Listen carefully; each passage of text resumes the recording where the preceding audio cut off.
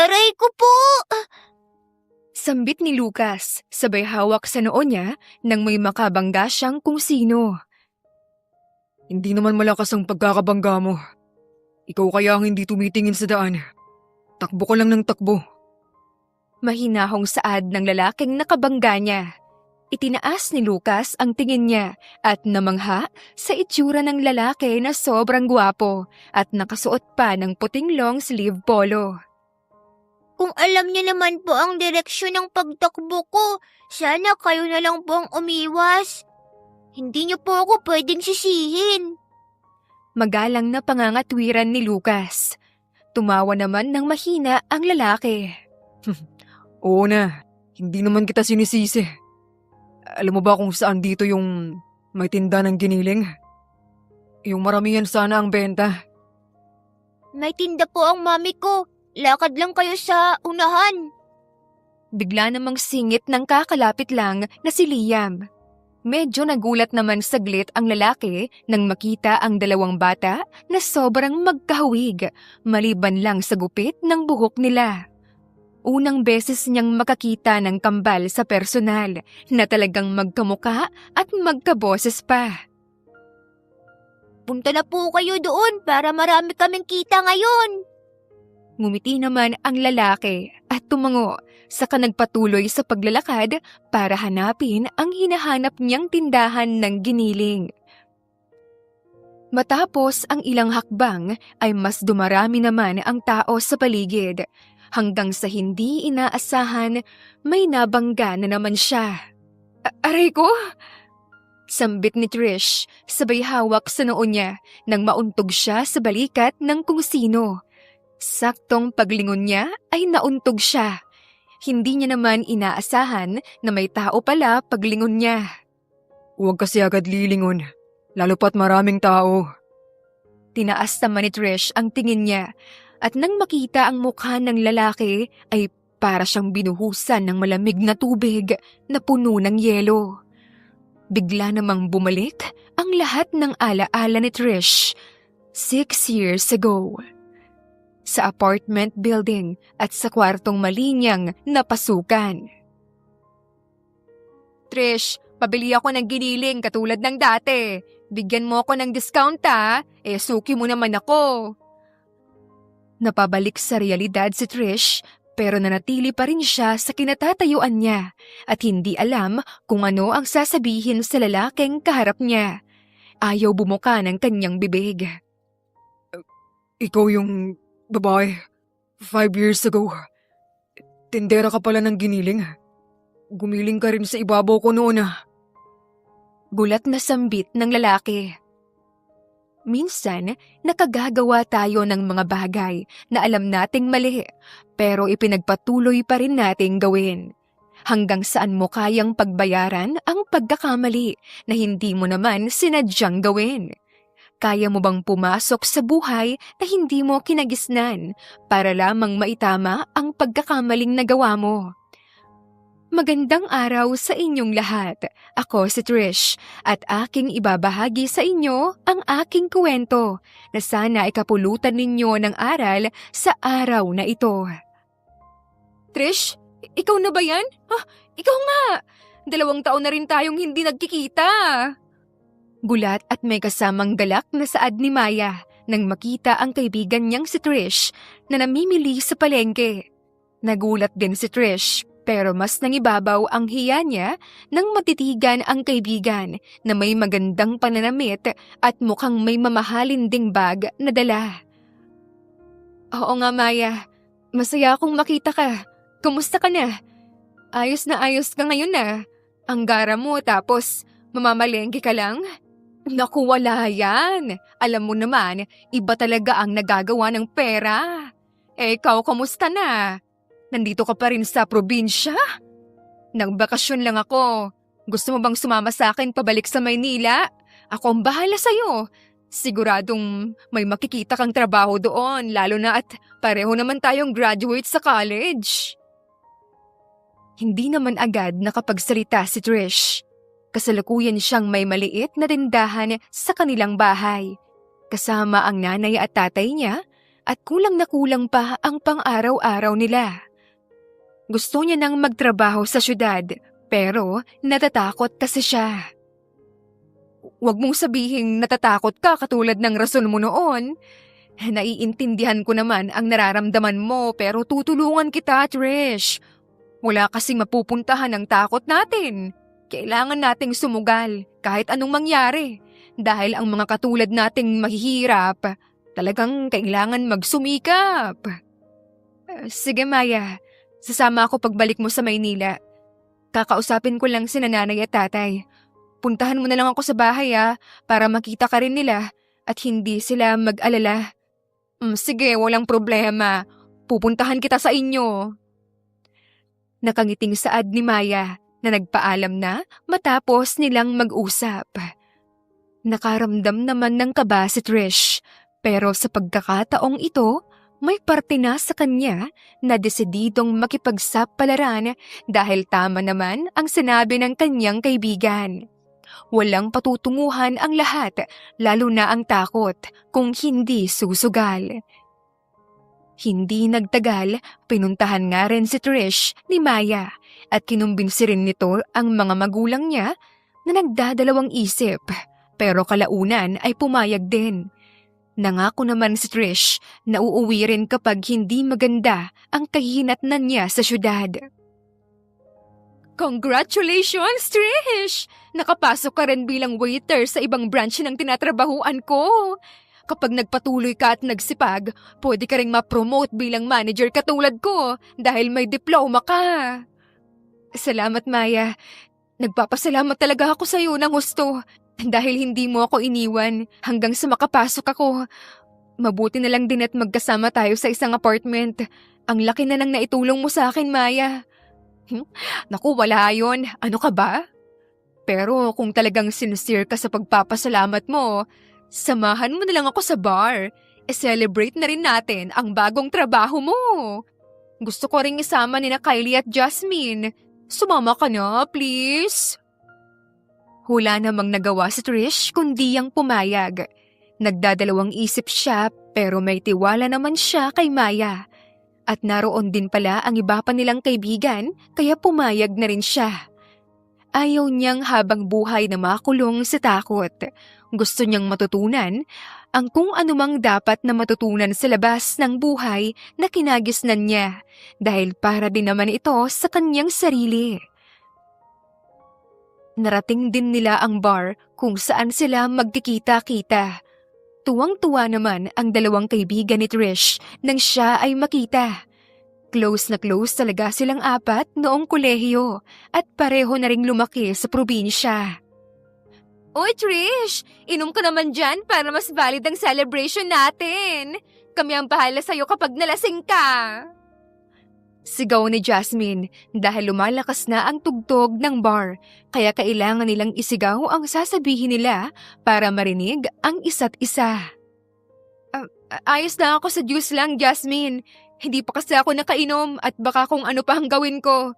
Kayo pa ang maabala sa akin. Hindi yan. Marami naman kami dito. Minsan na nga lang tayong makita-kita eh. Huwag mo nang tanggihan, Trish. Sige ka, magtatampo kami sa'yo kapag ganyan ka. Saad naman ni Kyle. Tumanggi pa rin si Trish sa alok na inumin ng mga kaibigan niya. Pero kalaunan ay tuluyan na rin siyang napilit ng mga ito. Sa isang baso pa lang ay ramdam na niya ang pait ng inumin na nasundan pa ng ilang lagok. Paunti-unti ay natatamaan na siya ng kalasingan. Sayaw tayo, Trish! Bilis! Pag-aaya ni Maya at bago pa siya nakapag-react ay hinila na siya nito sa dance floor. Hindi na alam ni Trish ang nangyayari. Namalaya na lang niya ang sarili na sumasayaw na rin at sumasabay sa tugtog ng malakas na musika sa bar.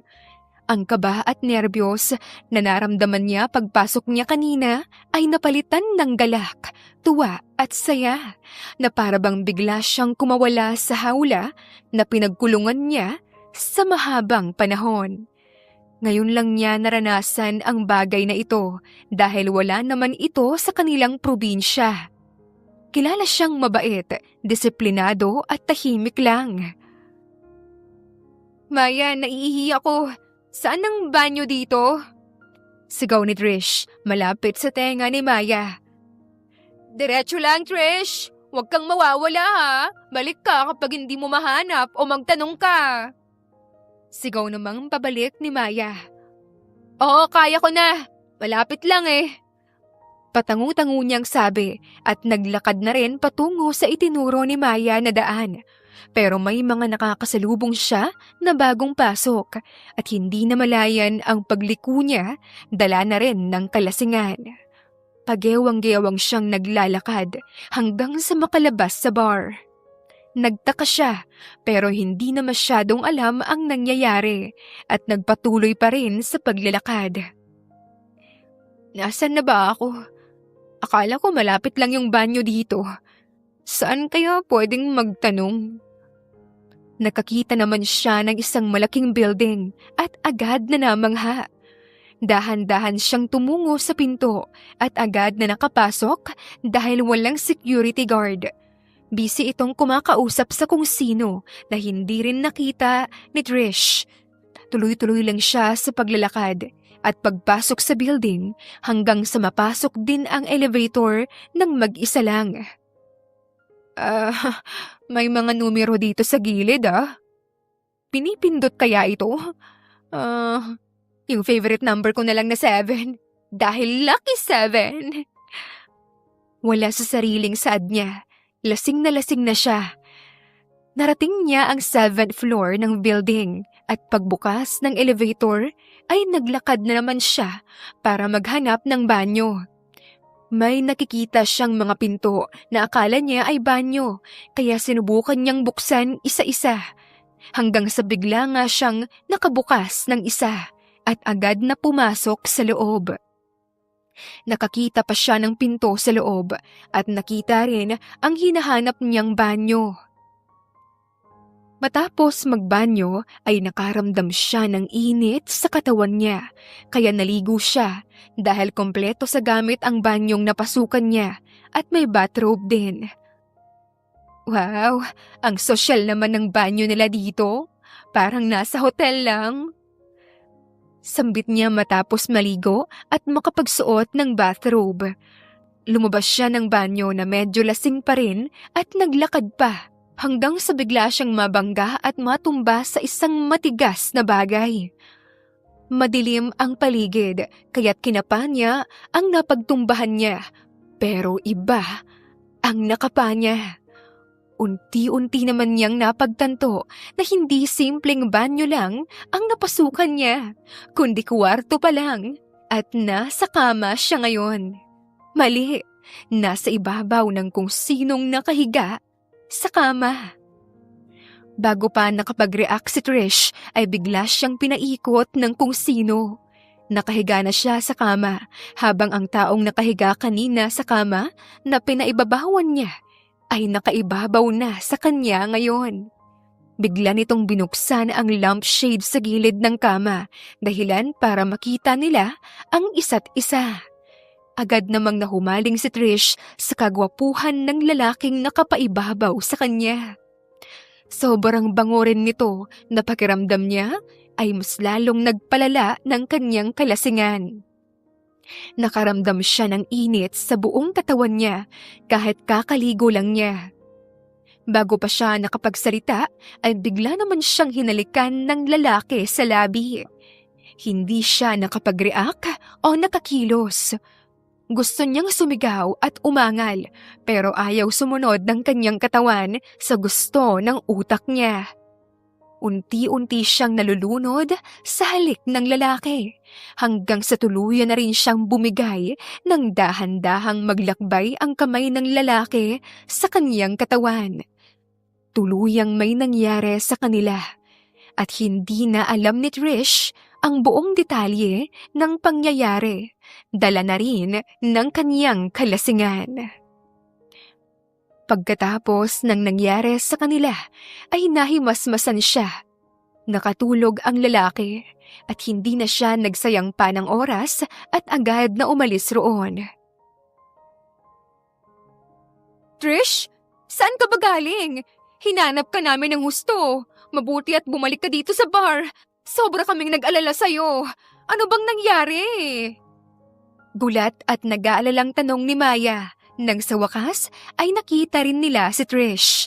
Hindi sila umalis sa bar hanggang sa mag-umaga dahil umaasa silang babalik si Trish matapos itong mawala kagabi sa kanilang tabi. Hinanap pa nila ito hanggang sa tuluyan silang mahimasmasan. Pasensya ka na. Pasensya na kayo kung pinag-alala ko kayo. Nawala kasi ako pero nakabalik din naman kaagad. Hindi ko na alam yung nangyari, ang detalye sa nangyari dahil lasing na rin ako. Sigurado ka bang okay ka lang? Wala namang nangyaring masama sa'yo? Sabihin mo para naman matulungan ka namin. Ayos lang ako, Jasmine. Nakatulog lang ako sa isang park malapit dito. Pagdadahilan niya, ayaw niya munang sabihin sa mga kaibigan ang nangyari dahil hindi pa niya tanggap ang biglaan niyang pagpasok sa isang apartment building at nakapasok pa siya sa isang silid ng isang estranghero na nakasiping niya. Kasalanan niya, yan ang paulit-ulit na tumatatak sa isipan niya. Hindi niya kinontrol ang sarili niya kaya wala siyang ibang sinisisi kundi ang kanyang sarili lamang. Hindi na rin naman siya kinulit pa ng mga kaibigan niya at nagdesisyon na umuwi na sila dahil may mga trabaho pa sila bukas, araw ng Lunes. Kanya-kanya na rin silang umuwi. Sinubukan naman ni Trish na kalimutan ang nangyari at mag-focus sa kanyang trabaho. Mas mahalaga ngayon sa kanya ang kasalukuyan kaysa ang problemahin ang nakaraan na tapos na at hindi na maibabalik pa. Makalipas ang 3 buwan. Trish, anong problema? Ilang araw ka nang ganyan na. Ano ba kasi kinakain mo at nagsusuka ka? Kailangan mo na yatang magpatingin sa doktor dahil baka may sira na yung bituka mo. Nag-aalalang saad ni Maya nang makita si Trish na sumusuka na naman sa banyo ng kanilang apartment. Ang nakapagtataka ay wala itong nilalabas na suka. Ayos lang ako, Maya. Huwag mo akong pansinin. Magpapahinga lang muna ako sa kwarto. Matamlay namang saad ni Trish. Agad namang tumayo si Maya mula sa pagkakaupo sa may sofa sa maliit nilang sala at agad na hinarang si Trish na papunta na sana sa kwarto nito. 2 ang kwarto ng apartment nila at tig-iisa sila. Iisa naman ang kusina at banyo at sala. Ano ba kasi talaga ang nangyayari sa'yo, Trish? Akala mo ba wala akong ideya sa mga napapansin ko sa'yo? May hindi ka sinasabi sa akin. Nagpapakita ka ng sign ng pagbubuntis. Hindi ko lang inintindi dahil wala ka namang boyfriend. Kaya magsabi ka naman para matulungan kita kung may problema ka. Hindi naman agad nagsalita si Trish. Ilang sandali lang ay unti-unti namang tumulo ang luha niya sa mga mata na magkakasunod hanggang sa tuluyan na siyang napahikbi. Agad naman siyang niyakap ni Maya. Buntis nga ako, Maya. Hindi ko alam na mangyayari ito. Hindi ko alam kung anong gagawin ko. Nagkamali ako. Noong nag-bar tayo, ibang banyo yung napasok ko at hindi ko kilala yung lalaking nakasiping ko. Sinubukan ko namang bumalik doon pero wala na raw nakatira sa kwartong napuntahan ko. Hindi ko na alam ang gagawin ko, Maya. Iiyak mo lang lahat, Trish. Pagkatapos mong umiyak ay pag-usapan natin to. Nandito lang ako. Pakikinggan kita at tutulungan sa abot ng makakaya. Nagpatuloy naman sa pag-iyak si Trish na parang nilabas niya ang lahat ng sakit at hinagpis na nararamdaman niya dahil hindi niya alam kung ano ang magiging reaksyon ng mga magulang niya. Ayaw naman niyang ipalaglag ang ipinagbubuntis niya dahil kasalanan iyon. Sobrang bigat ng problemang napasok niya pero may kasalanan din naman siya kaya kailangan niya itong harapin at tanggapin. Nag-usap sila ni Maya at naging suportado naman ito sa kanya. Ayaw rin itong ipahamak niya ang ipinagbubuntis niya at nangakong tutulong hanggang sa kaya nito. Nagdesisyon din si Trish na umuwi na muna sa probinsya at kung ano ang magiging desisyon ng mga magulang niya sa kanyang sitwasyon, saka na siya magpaplano ng susunod na hakbang. Nay, Tay, sambit ni Trish nang makapasok sa maliit nilang bahay. Hindi na niya napigil ang sarili na napaiyak na lang. Nilapitan niya ang mga magulang at niyakap sila ng mahigpit. Kinausap niya ang mga ito at sinabi ang nangyari sa kanya. Taimtim naman siyang pinakinggan at inintindi ng mga ito na kalaunan ay tinanggap din ang kanyang sitwasyon. Ang mahalaga ay nasa maayos ka ng kalagayan at hindi ka napahamak. Wala na tayong magagawa dahil nariyan na yan. Blessing pa rin yan, anak. Baka balang araw ay yan pa ang magdadala ng swerte sa buhay natin. Kailangan mo nang kumayod para may maipakain ka sa pinagbubuntis mo. Kaya ka naming tulungan hanggang sa mga anak ka at makapagsimula muli. Pero kailangan mo pa rin tulungan ang sarili mo. May lupa pa naman tayo na mabibenta. Magsipag lang tayo para makaraos. Saad naman ng kanyang mga magulang. Tumango-tango naman siya habang umiiyak. Hindi rin naman nawala ang sermon at paalala ng mga magulang niya sa kalmadong tono ng pananalita. Sobrang nagpapasalamat siya sa kabaitan at pag-unawa ng mga magulang niya. Nabigo man siya ngayon, hindi niya ito hahayaan na maging rason para hindi siya makaahon sa hinaharap. Alam niyang hindi pa dito natatapos ang kanyang kapalaran. Kaya pa niyang umasenso kapag nagsipag lang siya. Mabilis na lumipas ang mga araw, buwan, hanggang sa tuluyan na nga na ipanganak ni Trish ang kambal niyang mga anak. Inalagaan niya ang mga ito, minahal lang husto, at gaya ng pangako niya, nagsipag siya para maibigay ang pangangailangan nilang mag-iina, pati na rin ng mga magulang niya. Sa paglipas ng taon, unti-unti namang nakasanayan ni Trish ang simpleng buhay niya at naging kontento na, pero mataas pa rin ang hangarin niya para sa kinabukasan ng mga anak niya.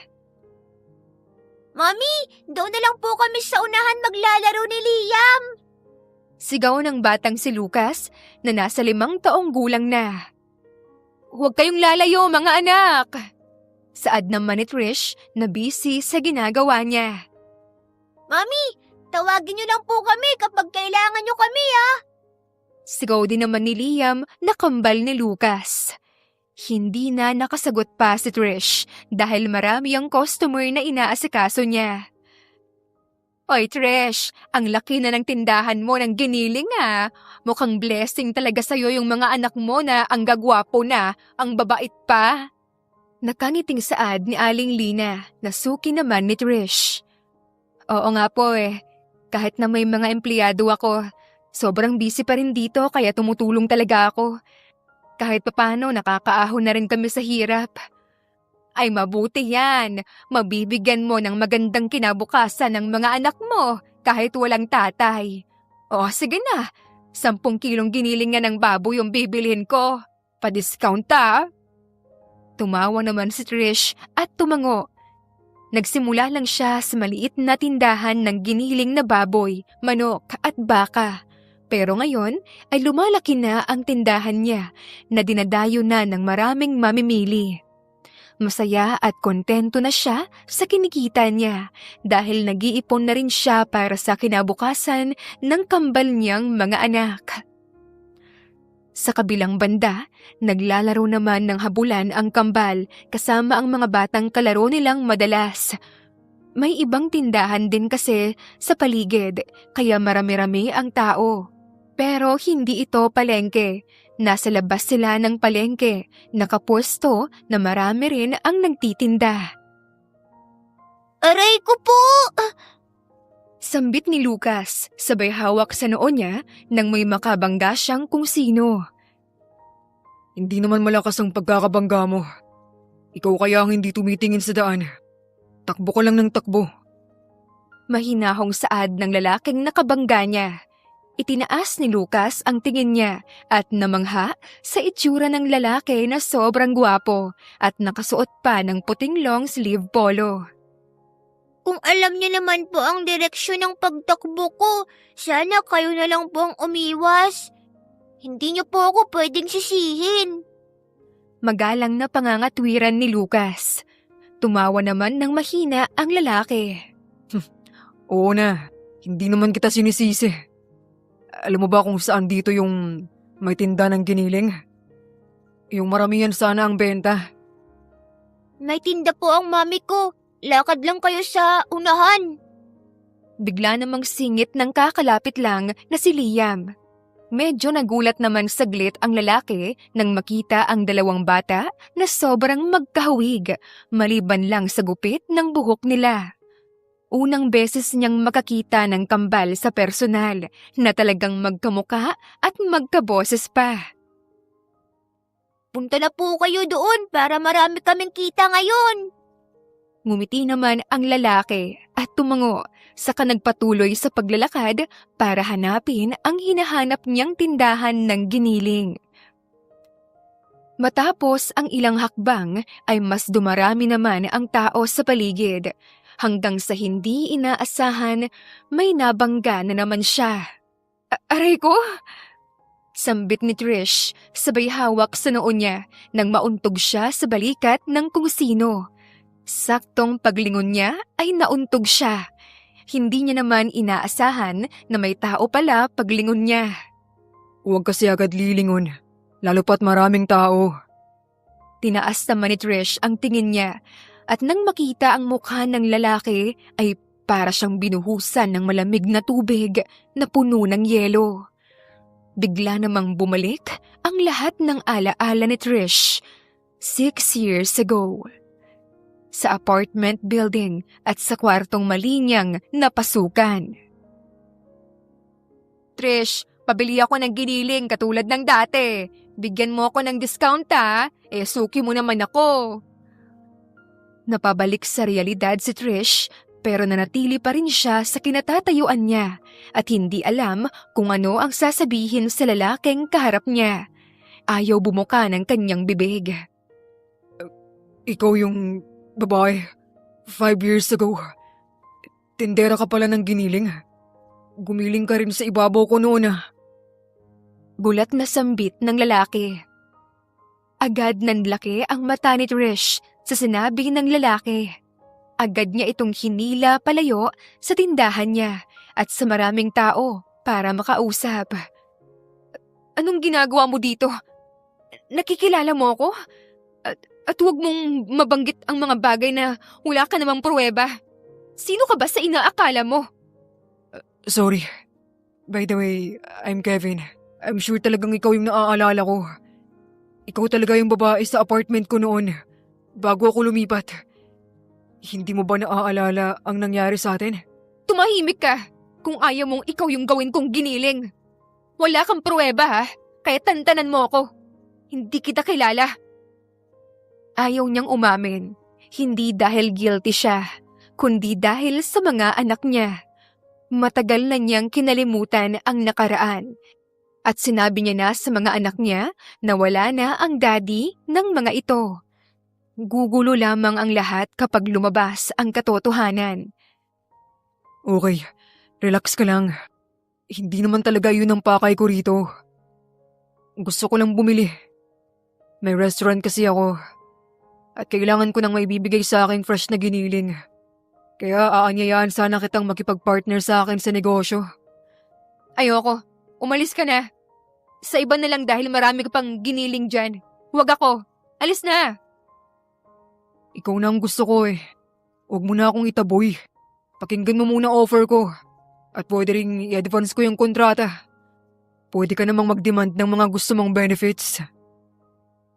Bago pa makapagsalita muli si Trish, ay narinig naman niya ang boses ng anak mula sa likuran.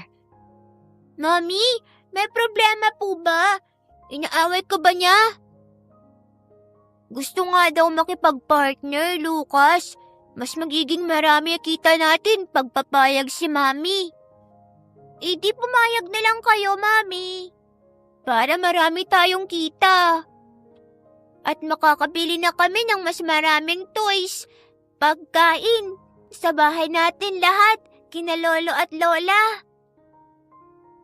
Anak mo sila. Mabuti pa sila. Alam na agad ang benefits na makukuha kapag nakipag-partner ka sa akin. Pwede kong kausapin muna ang asawa mo at baka siyang mapapayag ko. Walang asawa ang mami namin. Wala na ang daddy namin eh. Maglaro na muna kayo mga anak, ha? Hindi ba tinuro ko sa inyo na hindi maganda makisali sa usapan ng matatanda? Tumango naman ang kambal at humingi ng sorry bago bumalik sa mga kalaro nila sa unahan. May inis namang hinarap ni Trish si Kevin. Umalis ka na bago pa ako tumawag ng tanod dito. Huwag mo na akong guluhin pa dahil hindi naman kita kilala. Imbis na matakot ay tumawa lang si Kevin. Hindi mo ako kilala, pero mukhang may malalim kang galit sa akin dahil sa pinapakita mo. Parang takot ka pa nga eh. Halatang di ka mapakali lalo nang lumapit yung mga anak mo. Anong problema mo sa akin? Mas lalo kitang hindi tatantanan kung ganyan inaasta mo. Tinatakot mo ba ako? Gusto mong magtakutan tayo dito, ha? Sabing umalis ka na eh. Ayoko. Hindi ako aalis hanggat hindi ka nakikipag-usap sa akin ng maayos. Kailangan ko nang magpo-provide sa akin ng giniling products para mas mapalago ko ang negosyo ko. Talagang di kita titigilan hanggang sa ayaw mong pumayag. Hindi naman makapaniwala si Trish sa kakulitan ni Kevin. Ilang pangungulit pa nito ay baka tuluyan niya na itong masaktan. Maghihintay ako at hindi ako aalis. Pag-uulit pa niya, saka naglakad paalis. Nagtaka naman si Trish dahil umalis ito. Sinundan niya ito ng tingin at nakitang naglakad ito palapit sa isang magarang kotse at pumasok doon. Hindi umalis ang kotse at nanatili lang na nakaparada sa may paradahan ng mga sasakyan. Papaalisin niya sanang muli si Kevin nang tawagin siya ng empleyado niya dahil may naghahanap sa kanya na customer. Ipinagsawalang bahala na lang muna niya si Kevin at inisip na susuko din ito at maiinip. Lumipas ang oras hanggang sa sumapit ang gabi at uwian na ni Trish. Matapos maisara ang tindahan ay hinanap niya ang mga anak at nakitang nakikipaglaro at nakikipagkwentuhan ito kay Kevin na agad niyang nilapitan. Ano sa tingin mo ang ginagawa mo? Bakit nandito ka pa? At ang mga anak ko pa talaga ang naisipan mong pagtripan na kulitin. Hindi ko naman sila kinukulit. Gustong-gusto nga nilang makipaglaro sa akin eh. At marami din akong nalaman yung birthday nila 9 months after nung may nangyari sa atin. Sabi naman ni Kevin, pero binulong nito ang huling salitang sinabi niya. Sigurado ka ba na wala na ang tatay nila? Naisip mo bang naiisip ko? Ano bang sinasabi mo? Bakit ka ba nangihimasok sa buhay naming mag-iina? Sino ka ba sa inaakala mo? Tantanan mo na ako bago pa kita ipapulis at kasuhan ng harassment. Huwag ka namang masyadong harsh. Kung tama naman ang iniisip ko, hindi ko naman kayo itataboy katulad ng pagtataboy mo sa akin. Paano kung ganito na lang? Hindi na kita kukulitin pa tungkol sa pakikipag-partnership sa akin sa negosyo. Hayaan mo na lang na magpa-DNA kami ng mga anak mo. Kanina pa kasi ako hindi mapakali. Kahit tumanggi ka, magagawan ko pa rin ang paraan ang gusto ko. Kaya para mapadali, pumayag ka na lang. DNA test lang naman yon. Ako ang gagastos sa lahat. Hindi nakapagsalita si Trish dahil seryoso na ang tono ng pananalita ni Kevin. Anong DNA test ang pinag-uusapan niyo? Agad na palingon si Trish sa likuran niya at nakita ang mga magulang niya na papalapit sa kanya.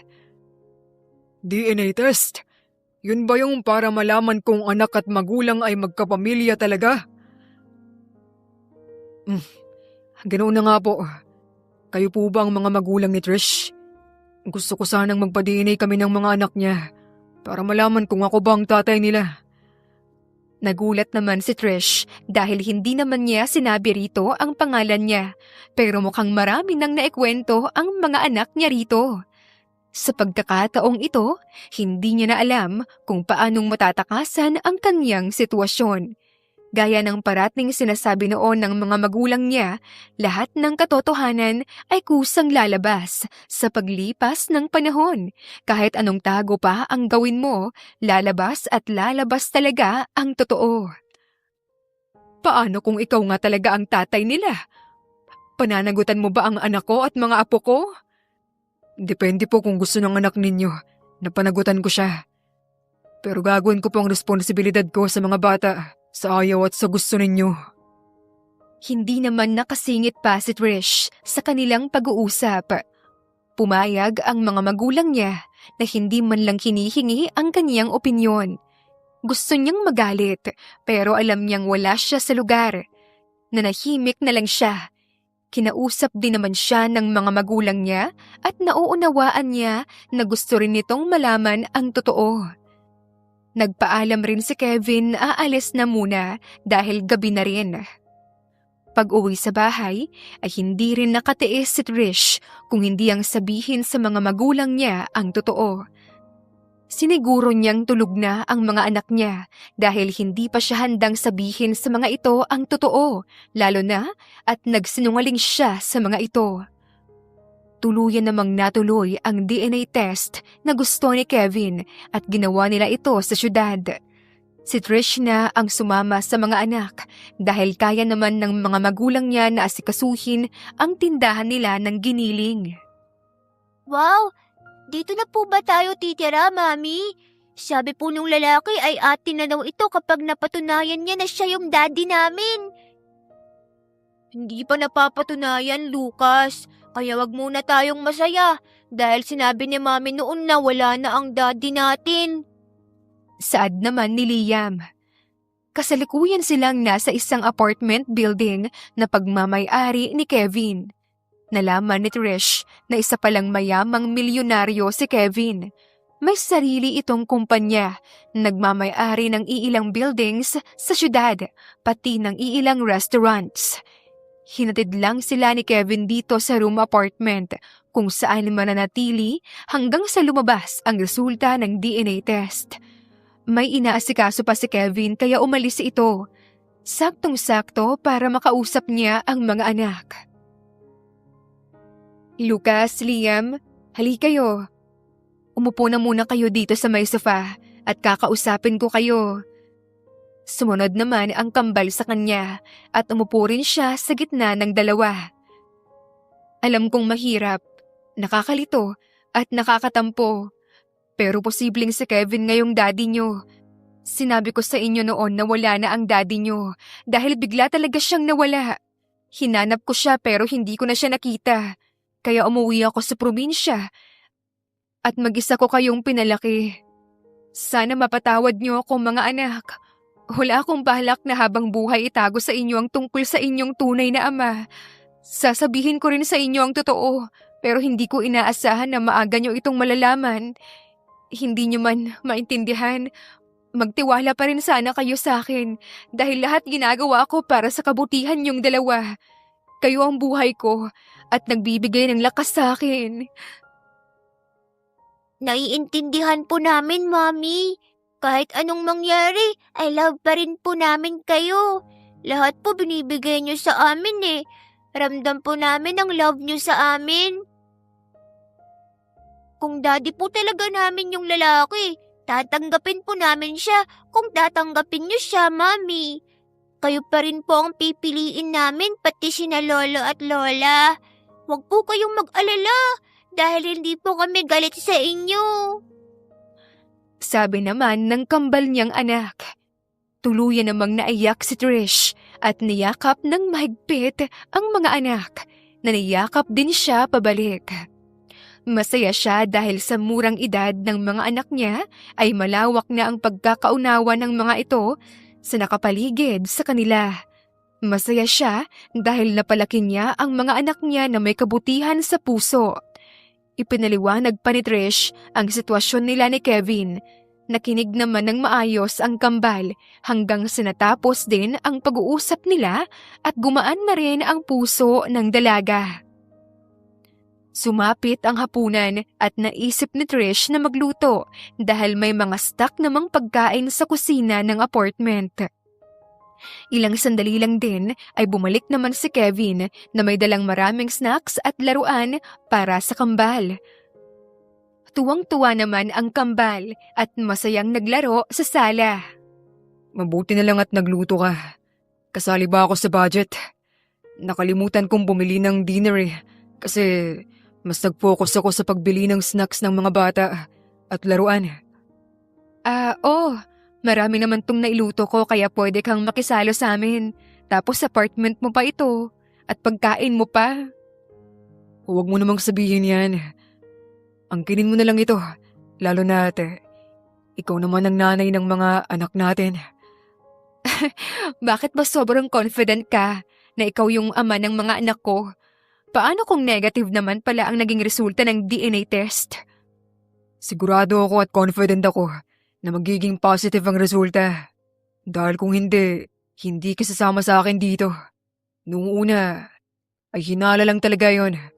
Pero dahil sa mga nakikita ko sa'yo, nakalmado ka lang. Naging totoo na rin ako sa hinala ko. Talaga? Paano kung inaabuso lang pala kita? Ano na lang ang magiging reaksyon ng pamilya mo? Wala na akong pamilya.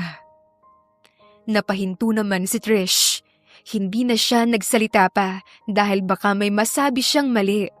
Ramdam niya naman ang kakaibang aura sa paligid na mukhang nanggaling kay Kevin.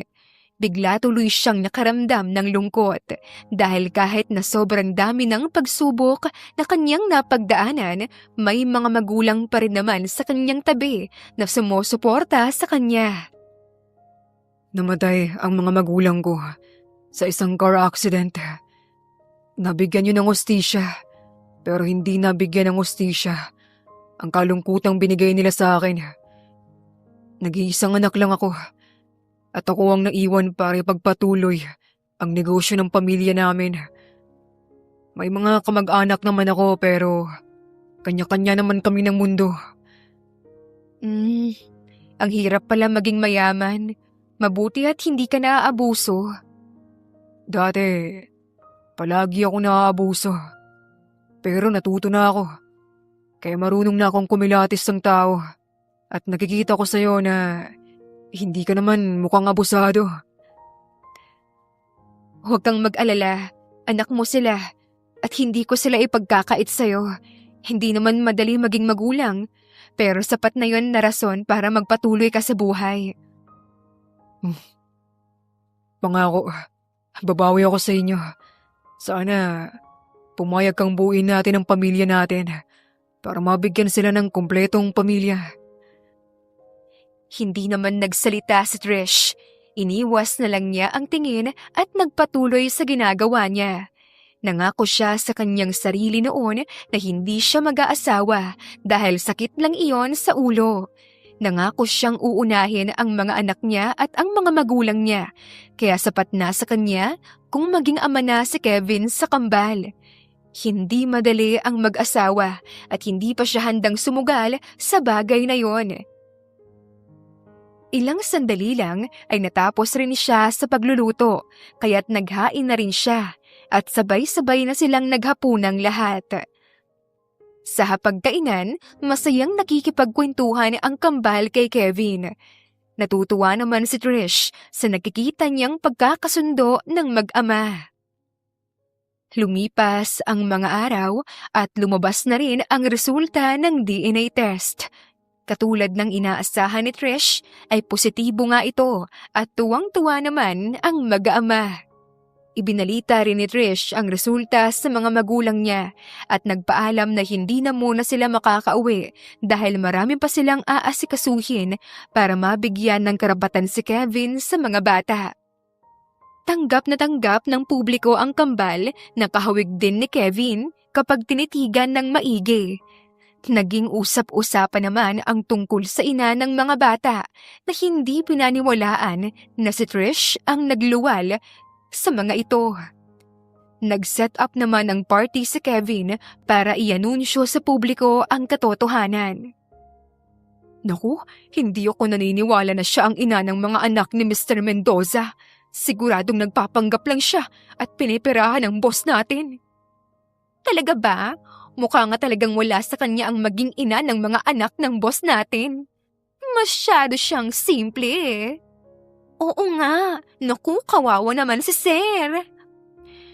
Rinig na rinig ni Trish ang bulungan ng mga empleyado sa kumpanya ni Kevin pagpasok pa lang niya sa loob.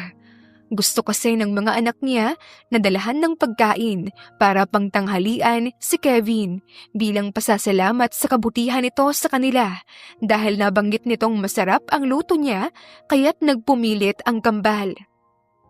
Tinawagan din muna niya si Kevin at pumayag naman ito. Pinadamihan nito ang luto niya para sabay na silang magtanghalian sa opisina nito. Miss, nandito ba si Kevin? Pinapunta niya kasi kami dito. Tanong niya sa counter. Nasa office po niya. May kailangan po kayo? Hindi kasi basta-bastang nagpapapasok si Sir sa opisina niya. Pinapapunta nga po kami ni Daddy. Di niyo po ba narinig yung sinabi ni Mami namin? Huwag niyong pagsalitaan ng ganyan yung Mami namin, ha? Dahil siya talaga ang maganda naming Mami. Hindi niya piniperahan si Daddy. Medyo nagulat naman si Trish dahil narinig ng mga anak niya ang bulong-bulungan ng mga tao. Hindi niya inaasahan na magre-react ang mga ito. Kaya siya nakaramdam kaagad ng konsensya dahil nasasali na ang mga ito sa nangyayari ngayon. Marami rin kasi ang naninira sa kanya kahit na pinaliwanag na ni Kevin sa media ang lahat. Hindi na magtataka pa si Trish doon dahil hindi nga naman talaga sila magka-level ni Kevin. Wala naman siyang pakialam sa mga sinasabi ng mga tao dahil mas nakafocus siya sa mga anak niya. Bumalik na kayo sa mga ginagawa ninyo. Hindi kayo pinapasweldo para mang-away at manginsulto ng tao. Biglang singhal lang kung sino. Mabilis namang bumalik sa ginagawa nila ang mga nagbubulong-bulungang empleyado. Lumapit naman ang isang magandang babae kay Trish na sa sobrang ganda ay aakalain mong parang manikang naglalakad. Trish, hindi ba? Sasamahan na kita sa office ni Kevin. Ako nga pala si Dayan, kababata at fiancé ni Kevin. Naikwento niya na ba ako sa'yo? Nagulat naman si Trish dahil sa pagpapakilala nito bilang fiancé ni Kevin. Hindi niya alam na may fiancé na pala ang binata. Come on, don't worry. Alam ko ang tungkol sa'yo at naiintindihan ko ang sitwasyon ninyo ni Kevin. Ayos lang naman sa akin na may anak na kayo. Basta, wala lang kayong relasyong dalawa. Pagkakamali lang ang nangyari, right? Pwede naman nating itama ang mali ninyo. Understanding naman akong tao. Nakaramdam naman ng kakaiba si Trish sa tono ng pananalita nito at alam niyang hindi maganda ang nararamdaman niya. Nagdadalawang isip man siya ay ngumiti na lang din siya at tumango. Tumungo sila sa elevator at pinindot ni Dayan ang floor kung nasaan ang opisina ni Kevin. Ang cute pala talaga ng mga anak ni Kevin. Ngayong nakita ko na sila, payag na ako maging mommy nila ako. Mommy, anong ibig mong sabihin?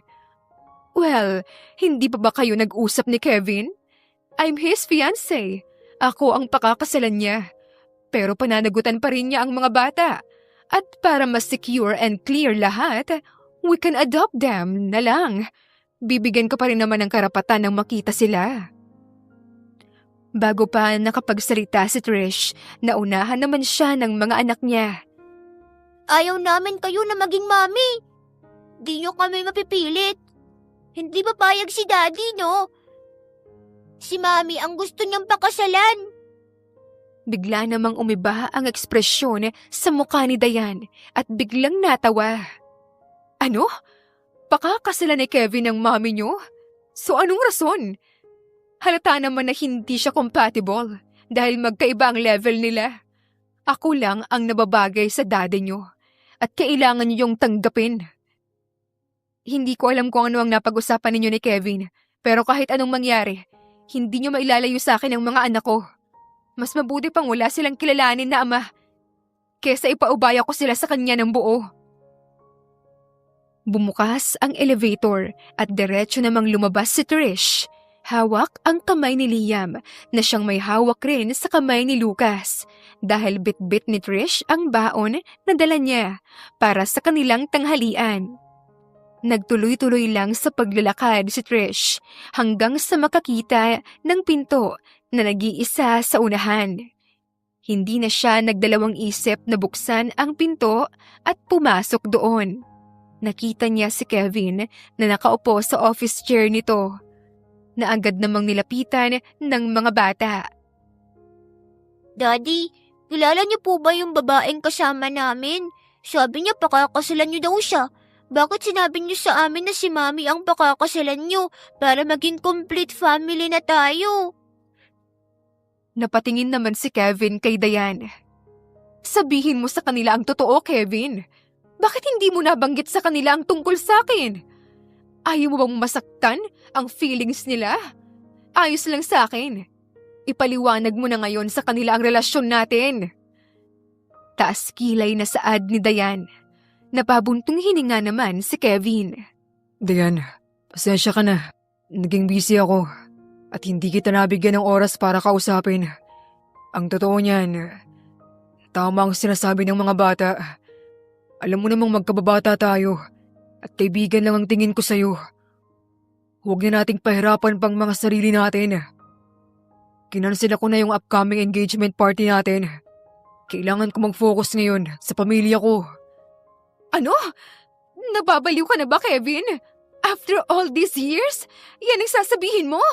Madali lang sa'yo i-cancel ang engagement party natin. Gusto mo akong ipahiya sa maraming tao dahil mas gusto mo yung babaeng napulot mo lang sa kung saan? Pineperahan ka lang niya. Malandi yan dahil nakipag one night stand sa'yo. Sigurado kaya siya bumigay sa'yo noon dahil sa kagwapuhan mo o kaya nakita niyang mamahalin mong gamit. Huwag kang magpapauto sa kanya. Ako ang dapat na pinipili mo, hindi ang mga hampas lupang yan. Kumalma ka lang, Diane. Pag-usapan natin to sa labas. Huwag dito. Tumayo siya at nilapitan si Diane para hilain palabas, pero hindi ito nagpahila. Hindi pwede. Dito dapat tayo mag-usap para marinig nila ang lahat ng sasabihin natin. Kahit anong desisyon at gawin mo, walang laban niyang babaeng yan sa akin at ako ang mas kakampihan ng nakararami. Magiging kawawa ka lang kung pipiliin mo ang babaeng yan, Kevin. Mawawala sa'yo ang lahat. Matagal lang nawala sa akin ang lahat, Diane. Kahit maubos ang yaman ko, wala akong pakialam. Hindi noon mapapalitan ang pagkakaroon ng pamilya. Kinausap ko na rin ang mga magulang mo at hindi nila ako pinigilan dahil mas masisirang imahe mo ng pamilya ninyo kung papatuloy ka sa akin na may mga anak na. Hindi ako papayag, Kevin. Kapag pinili mo ang babaeng yan, sisiguraduhin ko na magsisisi ka. Hindi ko kayo hahayaan na maging masaya. Kung galit ka at may problema sa akin mo na lang ibuhos lahat, Diane. Ayoko maging magkaaway tayo dahil may pinagsamahan din naman tayo kahit papaano. Hindi, Kevin. Hindi ako papayag na hanggang dito na lang tayo. Alam mo naman na gusto kita. Masaya ako noong tinanggap mo ang engagement natin. Tapos ngayon, aatras ka. Ilang beses mo na akong sinaktan ng paulit-ulit. Naiiyak na sambit ni Diane sa katiningnan si Trish. At ikaw, wala kang konsensya. Hindi naman kayo magkakilala. At close para may mangyari sa inyo. Sinira mo ang relasyon namin ni Kevin. Panira kang babae ka. Hindi ka na sana nagpakita pa. Hindi naman nakapagsalita si Trish. Wala siyang masabi at ayaw na niyang dumagdag pa sa gulo dahil kahit ano pa ang sabihin o rason niya, baka mas magpadagdag lang ito sa galit ni Diane. Pinili na lamang niyang manahimik. Tuluyan namang napaiyak si Dayan at tumalikod saka naglakad palabas na sinundan naman ni Kevin para kausapin ng maigi. Naiwan si Trish kasama ang mga anak nila sa opisina nito. Hindi niya alam ang gagawin at hindi rin naman na nagtanong pa ang kambal.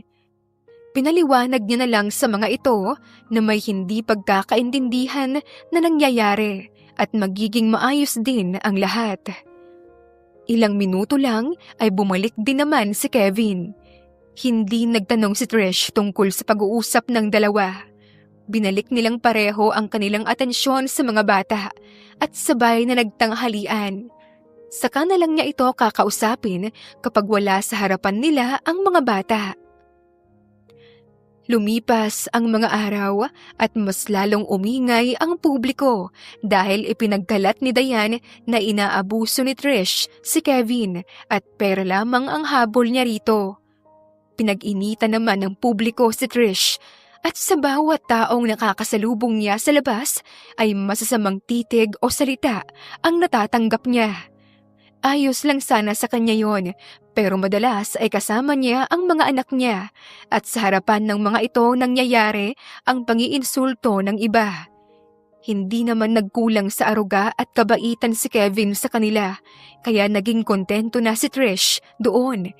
Hinayaan na lang niya ang iba na manira dahil wala naman silang alam sa katotohanan. Trish, kamusta? Nabalitaan ko ang nangyari kaya agad akong naghanap ng paraan na makontak at makita ka. Mabuti na lang at mabait talaga si Kevin sa'yo. Kilala pa naman yun na istrikto sa karamihan. Hindi ko talaga inaakalang siya ang naka-one night stand mo noon. Busy pa sina Jasmine at Kylie kaya hindi ka nila madadalaw pa. Kamusta naman mga inaanak namin? Tanong ni Maya. Nasa apartment sila ni Kevin kung saan tumutuloy si Trish at ang mga anak niya. Masaya siyang makita ang kaibigang si Maya na naging sandalan niya noong mga panahon na kailangan niya ng masasandalan. Tumutulong din ito sa kanya noong kapos siya, pati na rin sina Jasmine at Kylie na siyang naging ninang rin ng kambal. Salamat sa pag-aalala, Maya. Maayos naman kami ng mga anak ko ngayon. Ginagawa rin ni Kevin ang makakaya niya para hindi masali ang mga bata sa mga nangyayari ngayon. Plano ko sanang umuwi muna sa probinsya pero ayaw namang pumayag ni Kevin. Gusto ko mangharapin at labanan ang mga nangyayari. Hindi ko magawa dahil ayaw kong maapektuhan ang mga bata. Sobrang gulo na, Maya. Nasa sala sila nag-uusap habang ang mga bata naman ay nasa kwarto at naglalaro. Kumalma ka lang, Trish. Magiging maayos din ang lahat. Kapag kailangan mo ng tulong, nandito lang ako palagi. Kung hindi man kayo magkaintindihan ni Kevin, magsabi ka lang. Kakampi mo ko kahit pa ma-impluwensya siyang tao. Sasamahan kita na kalabanin siya. Ngumiti naman si Maya at kahit papaano ay gumaan ang kanyang pakiramdam. Sinabi rin niya lahat ng nangyari kay Maya nitong mga nakaraang araw. Matapos mag-usap, pinakain muna ni Trish si Maya ng tanghalian bago ito hinatid palabas ng building dahil uuwi na ito. Pero paglabas nila ng building ay bigla namang may lumapit sa kanila ng mga tao na may dalang mga kamera. Ikaw ba si Trish Gonzalez? Gaano katotoo ang paratang ni Miss Diane Sanchez na kabit ka raw at pineperahan ni Mr. Kevin Mendoza? Malandi ka raw at hindi nababagay sa isang milyonaryong kagaya niya. Anong masasabi mo doon? Tanong ng isa sa kanila na kung hindi nagkakamali si Trish ay mga reporter pala. Wala akong masamang intensyon. Mali ang mga paratang niyo. Anong mali? Totoo ang mga sinasabi ko. Talagang malandi ka. Napunta lahat ng atensyon sa biglang pagsigaw ng babaeng si Diane. Agad itong lumapit kay Trish para hilain ang buhok nito. Hindi naman nakapag-react kaagad si Trish, kaya't nahila kaagad ni Diane ang buhok niya. Hoy! Bitawan mo ang kaibigan ko! Masyado kang martir! Hindi nga ikaw ang pinipili ni Kevin, di ba? Kaya tantanan mo na ang kaibigan ko! Aahin mo yung yaman kung pangit naman ugali mo! Sigaw naman ni Maya at sinabunutan si Dayan para makaganti. Pinilit niyang alisin ang kamay nito sa buhok ni Trish pero ayaw nitong bumitaw, kaya't mas nilakasan niya ang paghila dahilan para mapaaray ito at mapabitaw. Mga walang hiya kayo! Mga hampas sa lupa! Walang klas! At talagang nababagay kayo sa pinanggalingan nyo! Akala nyo ba basta-basta lang kayo makakapasok sa mundong kinagisnan namin? Sobrang baba nyo kaysa sa amin! Wala akong masamang intensyon, Dayan. Sinisiraan mo ako kahit wala ka namang ebidensya. Mas pinapairal mo yung inggit mo. Sabihin mo na lahat ng gusto mong sabihin sa akin. Wala ka rin namang mapapala dahil walang katotohanan ang mga sinasabi mo. Sarili mo lang din ang pinapahiya mo. Galit din namang sabat ni Trish. Sa pagkakataong ito, punong-puno na siya. Ayaw na niyang manahimik pa. May karapatan din naman siyang magsalita. Tiningnan niya ang mga tao sa paligid niya. At kayong mga nanonood, wala kayong alam. Ang alam niyo lang ay ang manchismis at magpakalat ng kwento na wala namang kasiguraduhan. Wala kayong alam sa kwento namin. Kaya kahit anong paninira ang gawin niyo, wala yung epekto sa amin dahil hindi naman totoo yon. Masyado niyong ginagawang issue ang pagkakaroon ng agwat ng mayayaman at mahihirap. Bigyan niyo rin ng pansin ang agwat ng mga ugali ng tao sa kabila ng status nila sa buhay. Mas mabuti pa na maging mahirap at may tamang ugali kaysa mayaman na wala naman sa katinuan ang pag-iisip. Agad niyang hinila si Maya pabalik sa apartment building. Hindi na rin nakapasok pa ang mga reporter dahil may security guard na pumigil sa kanila. Ilang sandali lang din ay dumating naman si Kevin. Ayos ka lang ba? May masakit ba sa'yo? Gusto mo dalhin kita sa ospital? Magkakasunod na tanong ni Kevin matapos buksan ni Trish ang pinto ng apartment room nila. Bago pa nakasagot si Trish, agad naman siyang niyakap ni Kevin. Huwag kang mag-alala. Aayusin ko ito. Nagulat naman si Trish at hindi agad nakapagsalita. Biglang bumilis ang tibok ng puso niya at ramdam niya ang pag-init ng pisngi niya. Nitong mga nakaraang araw ay bigla-bigla na lang bumibilis ang tibok ng puso niya kapag nagkakalapit sila ni Kevin. Sobrang bait din kasi nito sa kanya, pati na sa mga anak nila. At ngayon, alam niya na sa kanyang sarili na hindi simpleng kaba ang nararamdaman niya. Huwag niyong kalimutan na nandito ako. Mukha akong nanonood ng teleserye dito. Huwag niyo kong inggitin dahil baka mag-walkout ako. Biglang saad ni Maya. Mabilis namang lumayo si Trish kay Kevin. Ayos lang ako. Nasa kwarto pa ang mga bata kaya wag na lang nating banggitin sa kanila ang nangyari. Kung ganun, ay wag mo muna silang paggamitin ng TV. Dahil nasa balita ka na. Nalaman ko ang nangyari dahil binalita sa akin ng staff ko dito sa apartment. Sinabi niyang nasa TV ka na at nakikita ko ngayon. Talaga? Ganoon kabilis? Teka, mabuksan nga ang TV. Agad namang saad ni Maya sa kabinuksan ang TV sa sala. Binaba niya ang volume para hindi marinig ng mga bata. Lumapit din sina Trish at Kevin para makinood. Taimtim silang nanonood at nakitang kay Dayan na napupunta ang pangit na komento ng ibang tao. Binuksan din ni Maya ang cellphone niya at nakitang viral na ang nangyari kanina. Mas marami ang dumepensa at kumampi kay Trish sa pagkakataong ito. Lumaban ka kaya? Sa'yo kumakampi ang mga tao, Trish. Mabuti at nagising sila sa katotohanan. Kawawa na ngayon yung babaeng Dayan na yan. Komento naman ni Maya. Nag-leave ako ng ilang araw. Ang mabuti pa, bumalik na muna tayo sa probinsya ninyo, Trish. May gusto rin akong pag-usapan natin. Seryosong saad ni Kevin. Hindi naman na umangal pa roon si Trish at agad na pumayag. Hinayaan naman sila ni Maya na kalaunan ay nakauwi din dahil wala ng media sa labas ng kanilang apartment building. Katulad ng napagplanuhan, bumalik nga si Trish sa kanilang probinsya.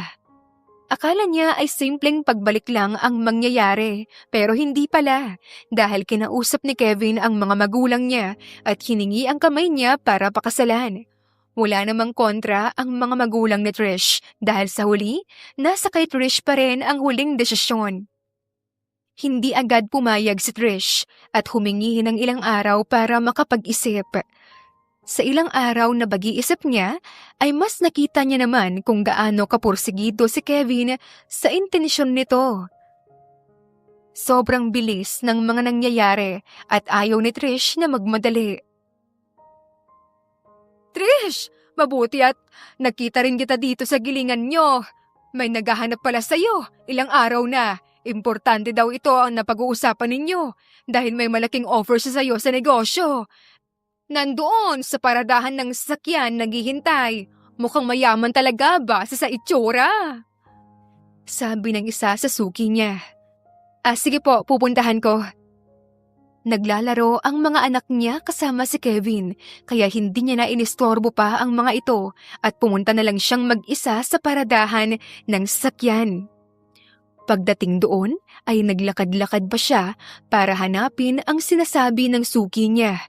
Pero wala naman siyang nakikitang tao hanggang sa biglang may bumukas na pinto ng sasakyan sa gilid niya at mabilis na may humila sa kanya papasok. Subukan mong gumalaw at sisiguraduhin kong kakalat ang lamang loob mo rito sa loob ng sasakyan. Puno ng pagbabantang saad ni Diane. Hindi naman nakakilos si Trish nang may maramdamang malamig na bagay sa bewang niya. Isang baril. Inutusan ni Diane ang driver na paandarin na ang kotse palayo. Sobrang kinakabahan si Trish pero pinilit niyang pakalmahin ang sarili niya. Ano bang kailangan mo, Diane? Maawa ka sa akin. Maawa ka sa mga anak ko. Pwede naman nating pag-usapan to Pag-usapan? Sa tingin mo, maayos pa ito sa simpleng usapan lang? Sinira mo ang imahe ko, pati buhay ko.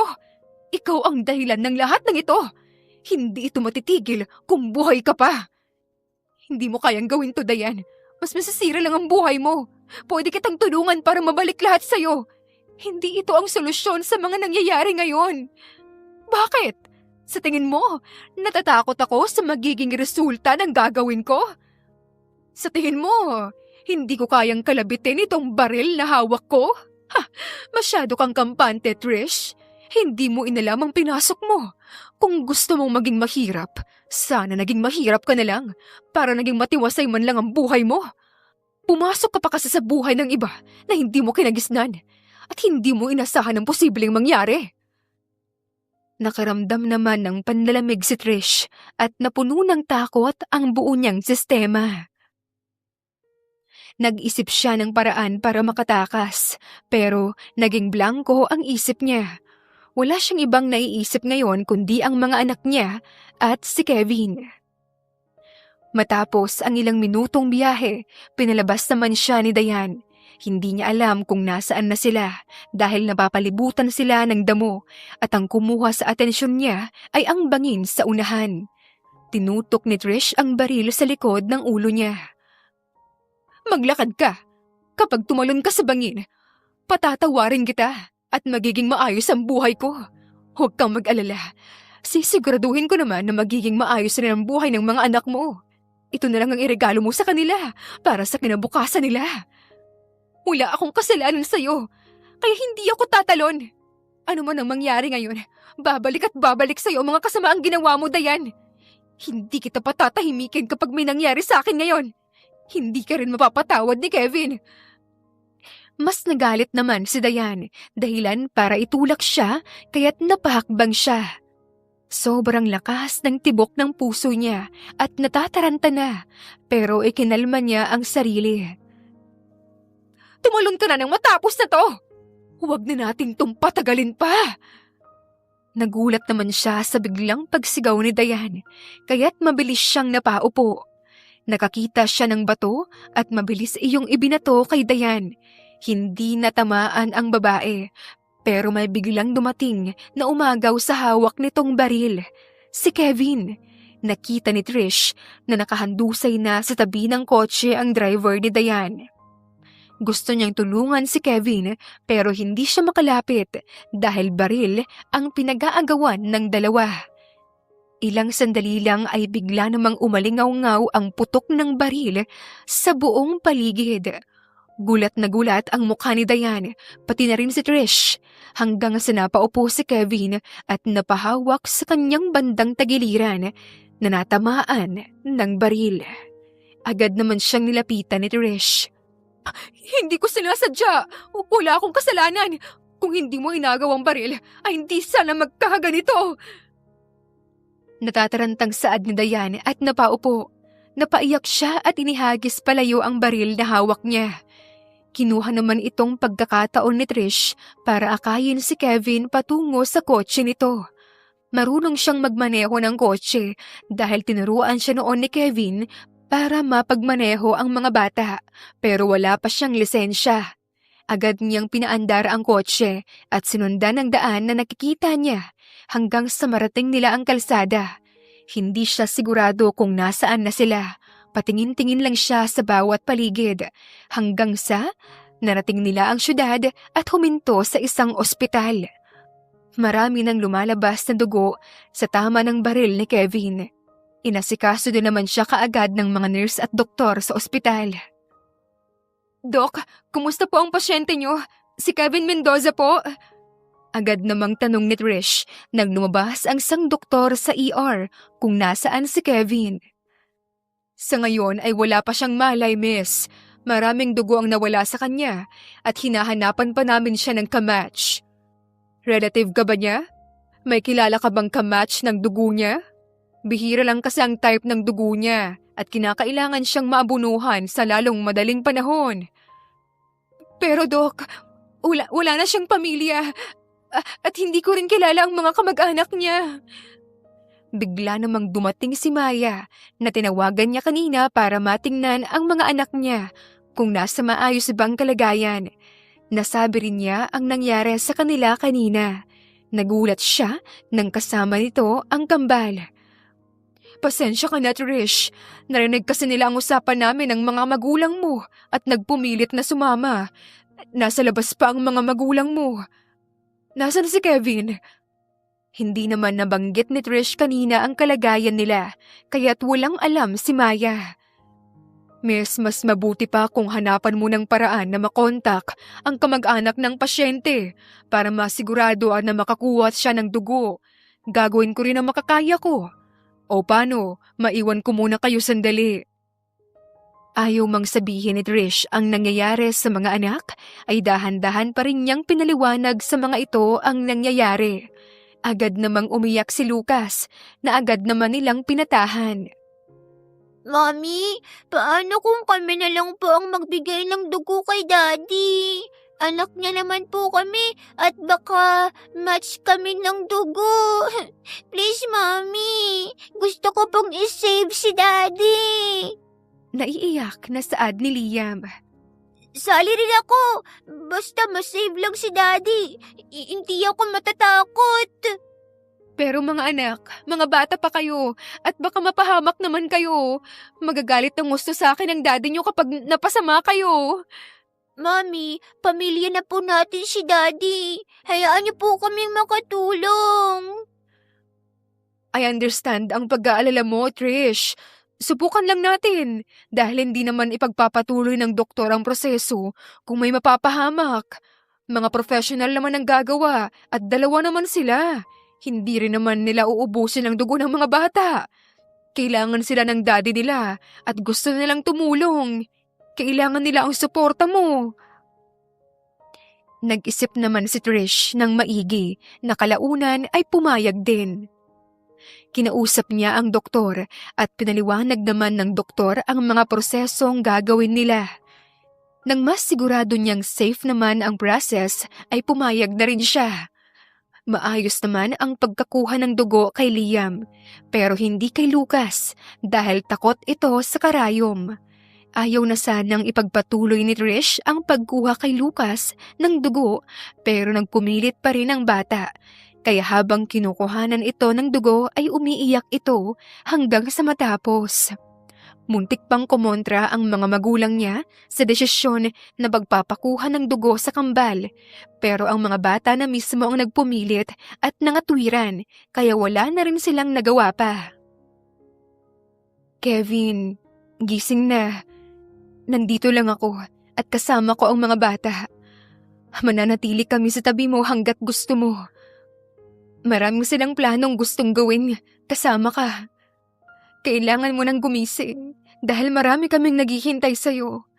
Alam kong malungkot ang buhay mo noon dahil pakiramdam mo nag-iisa ka. Pero hindi na ngayon. Please, gumising ka na. Bulong ni Trish habang nakatingin sa nakahiga sa hospital bed na si Kevin at nakapikit.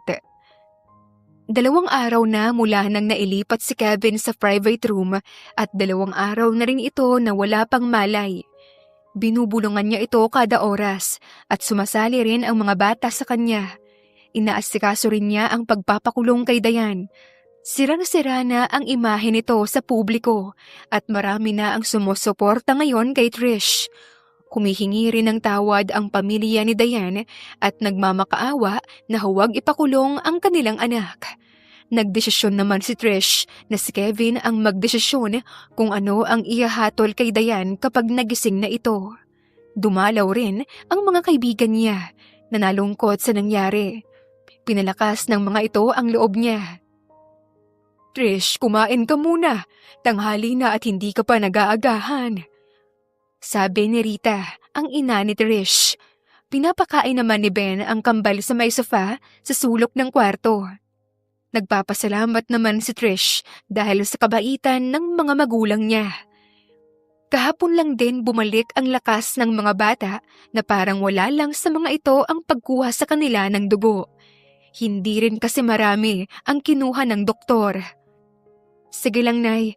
Kakain din po ako maya-maya. Mauna na po kayo. Kumain ka na. Hindi mo dapat pinapabayaan ang kalusugan mo. Nagulat si Trish sa kanyang narinig at agad na tiningnan si Kevin. Tuwang-tuwa naman siya nang makitang gising na ito.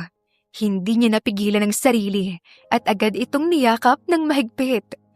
Napadaing naman si Kevin dahil hindi pa naghihilom ang sugat niya kaya't agad ding napahiwalay si Trish.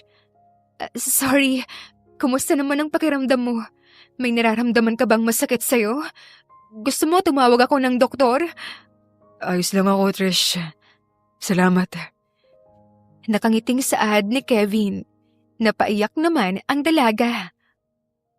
Ako dapat ang magpasalamat sa'yo eh. Dahil nakita mo ako noon. At sinundan, kaya naligtas ako. Naligtas mo ang buhay ko mula kay Dayan. Salamat, Kevin. Hindi na nakapagsalita si Kevin nang lumapit na ang kambal sa kanya at agad na nangulit. Masaya si Trish nang makitang nasa maayos ng kalagayan si Kevin. Tinawag din nila ang doktor at sinabi nito na magpahinga na lang si Kevin. Pahinga muna ang kailangan niya bago tuluyang ma-discharge sa ospital. Nanatili pa sila ng ilang araw sa ospital bago nakalabas si Kevin na unti-unti nang gumagaling pero hindi pa tuluyang naghihilom ang sugat. Salamat, Trish. Salamat dahil hindi mo ako sinukuan at nanatili kayo ng mga anak natin sa tabi ko. Hindi ako nagsisisi na niligtas kita kay Dayan. Kahit pa ulit-ulit ko pang gagawin iyon, gagawin ko pa rin. Makahulugang saad ni Kevin habang inaayos si Trish ang kumot niya sa kama. Kakatapos lang nitong linisin ang sugat niya. Kasalukuyan silang nasa bahay ni Kevin. Wala sa apartment, kundi sa mismong bahay ng lalaki. Kasama niya ang mga anak na tulog na at ang mga magulang niya na tulog na rin sa kani-kanilang mga kwarto. Malaki ang bahay at maraming kwarto. Ang lungkot dahil kahit may kasambahay, nag-iisa pa rin si Kevin na siyang nag-offer na doon na sila tumira para mabuhayan ang bahay nito. Pero pansamantala lang na makikituloy ang mga magulang ni Trish. Hindi rin pwedeng iwan ng mga ito ang negosyo nila sa probinsya. Walang problema, Kevin. Pamilya mo rin ang mga bata at ama ka nila, kaya hindi ka nila basta-bastang maiiwan. Hindi mo na kailangan pang magpasalamat dahil niligtas mo ako. Hindi ba pwedeng manatili na lang kayo sa tabi ko habang buhay? Gusto kita, Trish. At gusto rin kitang pakasalan. Gusto kong mabigyan ng kumpletong pamilya ang mga anak natin. Alam kong di magiging madali sa'yo lahat, pero magtutulungan tayo. Hindi ko kayo pababayaan ng mga bata. Bakit ako, Kevin? Marami pang babae riyan. Hindi ka ba natatakot mahusgahan? Paano kung ako ang magiging sanhi ng problema mo sa hinaharap? Bakit hindi ikaw, Trish? Gusto nga kita. At habang tumatagal, mas nagiging gustong-gusto kita. Ikaw ang ina ng mga anak ko. Hindi ko rin kontrolado ang nararamdaman ko. Kahit ilang problema pa ang dumating, hindi ako matatakot na lumaban. Dahil kasama ko kayo. Kayo ng mga anak natin. Gusto kitang pakasalan, Trish. Ayoko na sanang magpaligoy-ligoy pa. Ngumiti naman ang dalaga at umupo sa gilid ng kama ni Kevin. Nakapagdesisyon na rin ito ng mga nakaraang araw tungkol sa kanyang nararamdaman. Payag ako, Kevin. Tinatanggap ko ang alok mo na magpakasal. Gusto ko rin na bigyan ng buong pamilya ang mga anak natin. At gusto rin kita. Natuwa naman ang binata at agad na may kinuha sa drawer sa may gilid ng kama. Binuksan niya ang isang may kaliitang kulay pulang box sa harapan ni Trish. Nagulat naman ang babae nang bumungad sa kanya ang isang kumikinang na diamond ring. Ano yan? Para sa akin? Paano mo nalaman ang sukat ng daliri ko? Kinuha ni Kevin ang kamay niya at isinuot ito sa daliri niya. Kasyang-kasya naman ito. Tinulungan ako ng mga bata na makuha ang sukat ng daliri mo habang tulog ka. Napaka-supportive din talaga nila. Bago pa makapagsalita si Trish, ay hinila naman siya ni Kevin. Dahilan para magkalapit silang dalawa. Ilang dangkal na lang ang layo ng mukha nila sa isa't isa. Unti-unti namang inilapit ni Kevin ang mukha niya habang si Trish ay hindi gumagalaw hanggang sa tuluyan ding nagdikit ang mga labi nila sa isa't isa. Sobrang bilis ng pangyayari at namalaya na lang nila ang kanilang mga sarili na pareho nang nakahubad. At sa pagkakataong ito, hindi na ito pagkakamali o aksidente lamang, kundi pareho na nilang ginusto. Kinabukasan, pinuntahan naman sila ng pulis sa bahay ni Kevin para may pagpatuloy ang pag-aasikaso ng kaso laban kay Dayan. Nagdesisyon si Kevin na kasuhan si Dayan para managot ito sa ginawa nito kahit papano. Sinuportahan naman ni Trish ang kanyang desisyon. Hindi naman natuloy ang announcement party na gaganapin sana para i-anunsyo ni Kevin ang tungkol sa mag-iina niya dahil napalitan ito ng engagement party nila ni Trish. Kung saan doon niya na ipinakilala ang mga anak at inanunsyo ang kanilang pagpapakasal. Sa kabila ng batikos ng iba ay mas dumami naman ang sumusuporta sa kanila. Unti-unti nang natatanggap ng mga nakapaligid ni Kevin si Trish. Tuluyan ring natuloy ang kasalan ng dalawa na siyang pinakahinihintay ng lahat. Nakilala rin ni Trish ang ibang kamag-anak ni Kevin na akala niya ay hindi niya makakasundo, pero mababait naman pala. Marami namang dumalo sa kasalan. Lahat ay masaya at natuwa. Lalo na ang kanilang mga anak at ang magulang ni Trish. Hindi rin nawala ang mga kaibigan niya. Congratulations, Trish! Hindi namin inaakala na sa simpleng bar natin noon ay nakabingwit ka ng super gwapo at mayamang lalaki. Bonus pa at nagkaroon ka pa ng maliliit niyang version. Kinikilig at natutuwang saad ni Jasmine. Hoy, huwag kang magsalita ng ganyan, Jasmine. Hindi kaya madali yung pinagdaanan ni Trish, kaya deserve na deserve niya ang mga nangyayari sa kanya ngayon. Congratulations, Trish! Huwag ka nang ring mahiya na lumapit sa amin ha kapag nagkaproblema ka.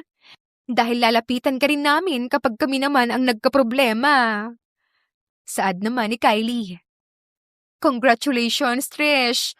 Huwag mo nang pansinin ang sinasabi ng dalawang to. Mag-focus ka sa kasiyahan mo dahil dapat iniisip mo rin ang sarili mo. Masaya kami sa narating mo ngayon. Sana magtuloy-tuloy na. Ang laki na ng pinagbago mo. Natuto ka ng lumaban. Mahinihin ka lang noon eh. Proud kami sa'yo. May ngiting saad naman ni Maya. Maraming salamat sa inyong tatlo. Kinumpleto ninyo ang pinakamasayang araw ng buhay ko. Huwag kayong mag-alala dahil nandito lang din ako sa inyo.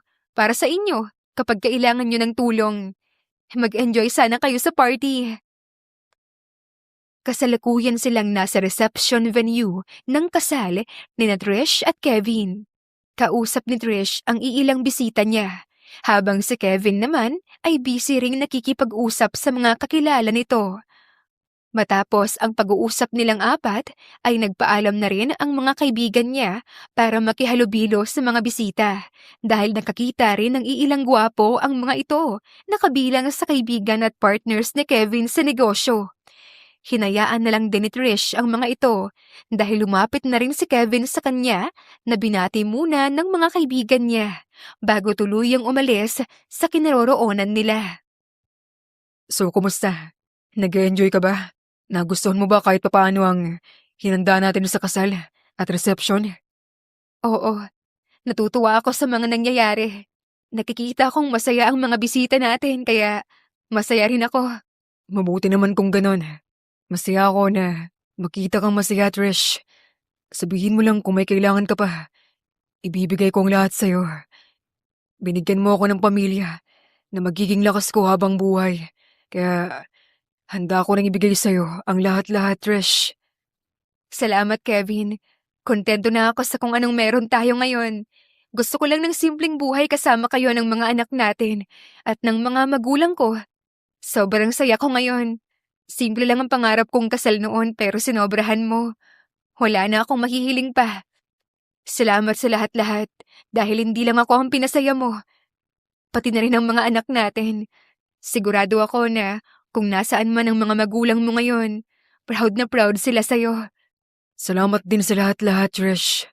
Hindi ko man maipapangako pero lahat ay gagawin ko para araw-araw kitang mapasaya. Hindi natin maiiwasan ang mga pagsubok na dumating sa buhay natin. Pero I promise you na ilalaban kita. Kayo ng mga anak natin hanggang dulo. Mahal na mahal ko kayo. Mahal na mahal kita. Mahal din kita, Kevin. Hinalikan naman siya ni Kevin sa labi. Lumapit sa kanila ang mga anak nila para batiin din sila at magkwento sa kanilang sayang nararamdaman sa mga oras na ito. Nagpatuloy ang kanilang selebrasyon hanggang sa nagtapos din ito ng maayos at puno ng saya. Sa huli ay nagpatuloy rin ang buhay ni na Kevin at Trish. Simula pa lang ang lahat, kakapasok pa lang nila sa kabanata ng pagkakaroon ng pamilya. Marami pa silang haharaping pagsubok, pero nakahanda na sila dahil magkasama silang kukuha ng lakas sa isa't isa para malampasan ang mga pagsubok. Hindi man naging maganda ang kanilang unang pagkikita, nagtapos naman ito ng masaya at sila pa rin ang nagkatuluyan. Lahat tayo ay nakagagawa ng mga bagay na alam nating mali, pero pinagpatuloy pa rin nating gawin. Maaari natin itong pagbayaran, ituwid o kalimutan na lamang.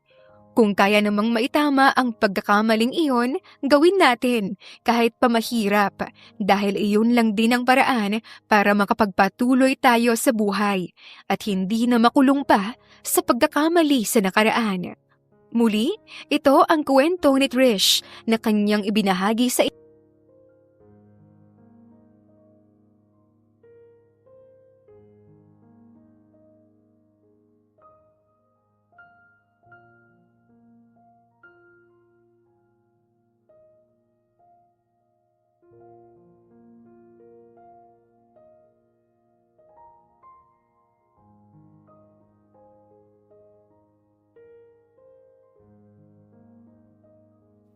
Presbyteros Rose, Maria Evangelista, Eli Evangelista Anderson, Marisa de los Reyes of Saudi Arabia, Conchita Alos Rage, Ana Flor Saico, Christian Fidelino, Judith Castro, Beth Sardina, Jelly Tampos, Fatma Mansul, Senenor Zame, Flor Cabrera of Santa Rosa Laguna, Liliano Bebe,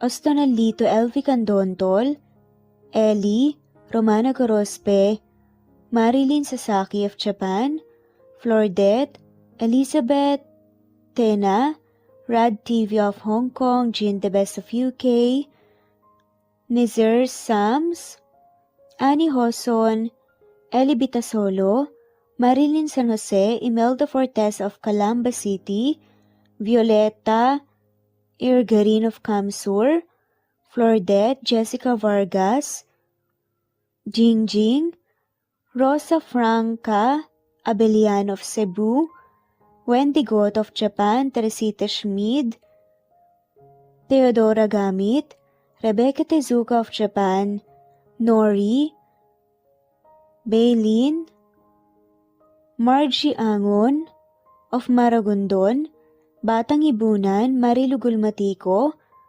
Leda Dapito, Geraldine Ana Victoria Linley of Macau, Marites Nitura, Reynante Salamania, Pasita Eliazar, Jingjing Nazareno, Gina Monge, Rosemary Vasquez, Mercy Villantes, Freda Reyes, Teresita Loida Gabas, Christian Fidelino, Ellie, Wilma Dargantes, Teresita de los Santos, Teodora Gamit, Rosemary, Romana, Leonisa, Kidim, Jean Debes, Eddie Codillian of Winnipeg, Canada, Flor, Ellie, Emily, Elila, Merlin, Leonisa Azotes, M. Season Vlog, Princess Rocker, Emma Gura, Flora Pasita Eliazar of Ontario, Canada, Eli Bitasolo of Milan, Italy, Carmencita Falcon, Rayland Pudadera, Marilu Gulmatico, Imelda, Liliano, Senen, Fatma Mansul, Teodora Gamit, Mercy, Evangeline Zamora, Chabidal, Kinciano Obas, Charlene Cartilla, Sofia Moore, Dumlao of Santiago City, Andrea Taga, Teodoro Roliuki,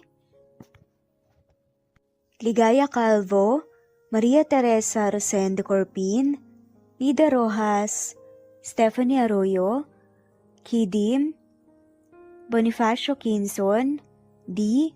Naitan Canada, Erlenda Heronda of Matanao, Davao del Sur, Leonila Perea of Concepcion Night, Cavite, Elsa Opiane, Presbyteros, Fenovares, Ederlina Albiso, Lorna Ayman, Rosemary Vasquez, Leonisa Azotes, Irish de la Peña, Marilyn San Jose, Eli Bitasolo, Senen, Catherine Lacinario, Ronilio, Marisa de los Reyes, Eddie Codillian of Canada, Jean the Best of UK, Teresita, Rebecca Tezuka of Kawasaki, Flora Fest Parung of Batangas City, Ruby Corazon Riera, Elvi Candontol, Naitan Canada, Wilma Dargantes, Annie Hoson,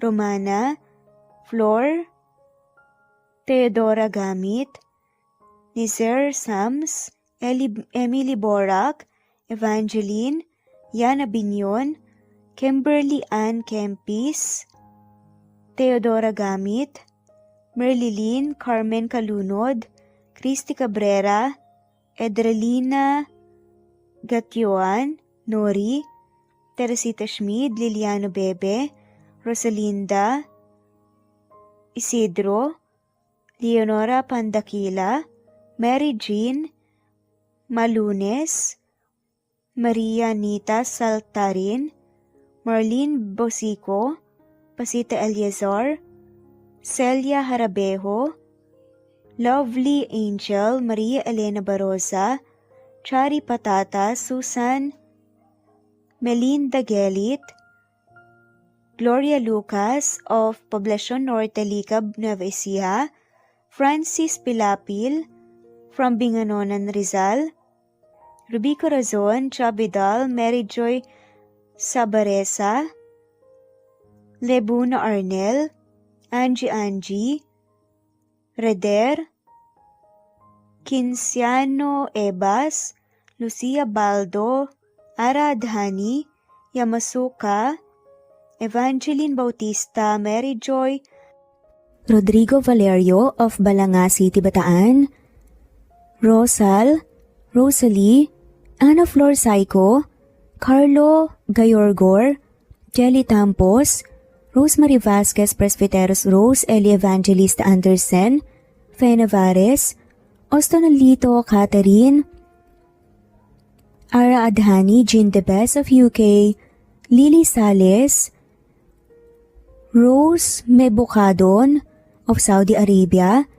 Ellie, Liliano Bebe of Italy, Lily, Loida Gabas, Ellen Cervantes of Malolo City, Bulacan, Evangeline Zamora, Jennifer Odias of Claveria Miss Oriental, Nori, Annalyn Divina Gracia, Merlilyn Linley Nora Balias of Siargao Island, Meding, Elvi Candontol, Wilma Dargantes, Helen Murillo, Ara Adhani, Carmencita Falcon, Ederlina Albiso, Florence De Leon, Rebecca Tezuka, Annie Hoson, Matea Ejes, Nancy Navarra, Teresita Schmid, Mercedita San Jose of Antipolo City, Princess Rocker, Marilu Gulmatico, Ana Victoria, Imelda Fortes of Calamba City,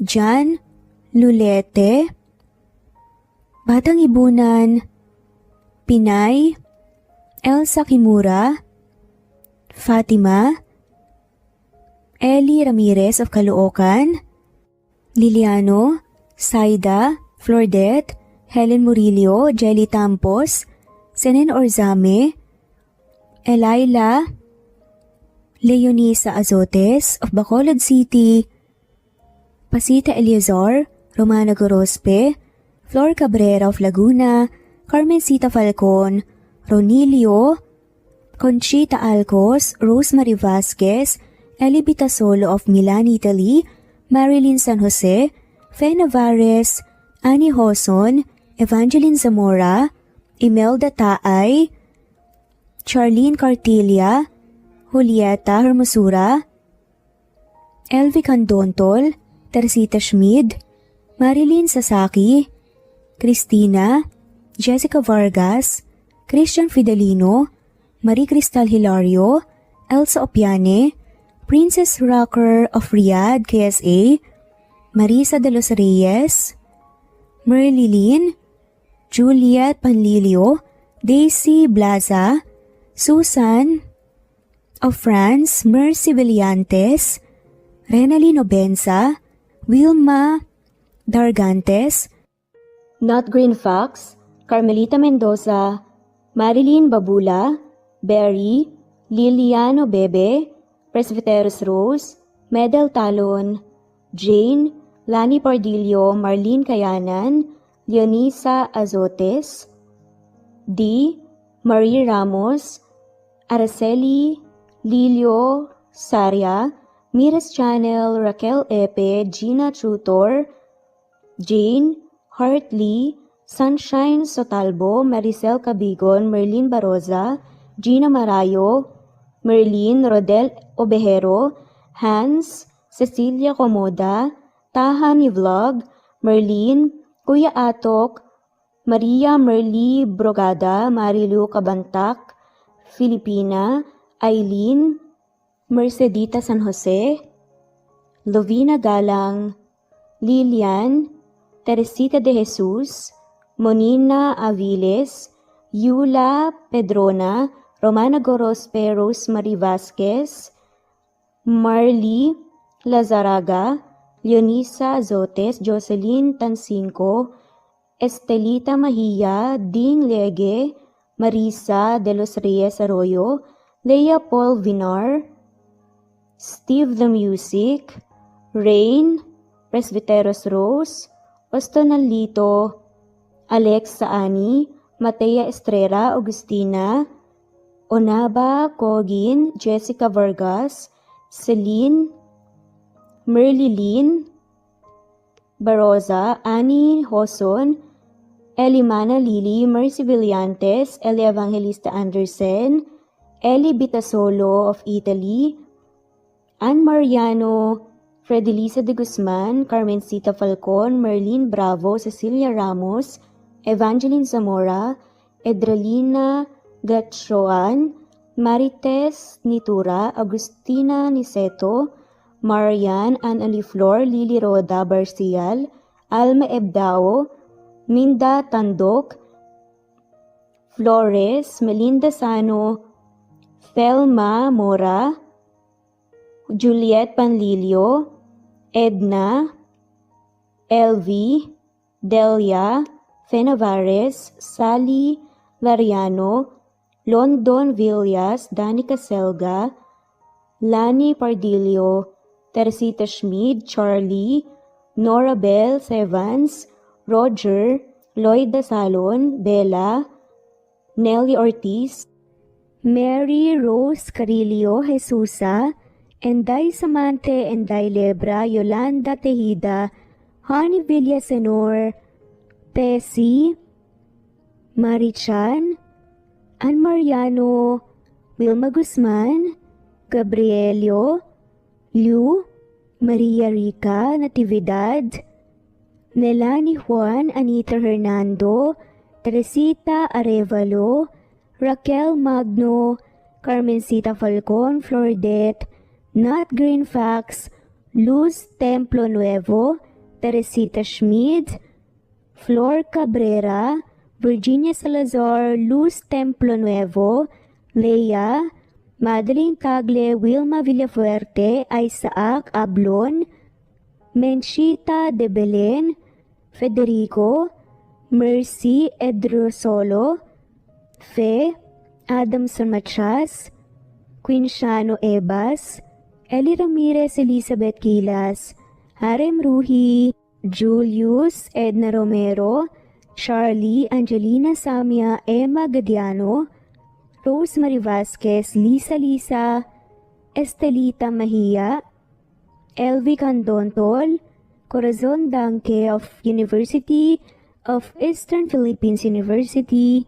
Teresita, Neil Bacolor, Evangeline Zamora, Charlie Jane Clemente, Susan Upaga, Susan Rodrigo, Fred Deliza de Guzman, Juby Hernandez, Helen Murillo, Edarlina Fahil,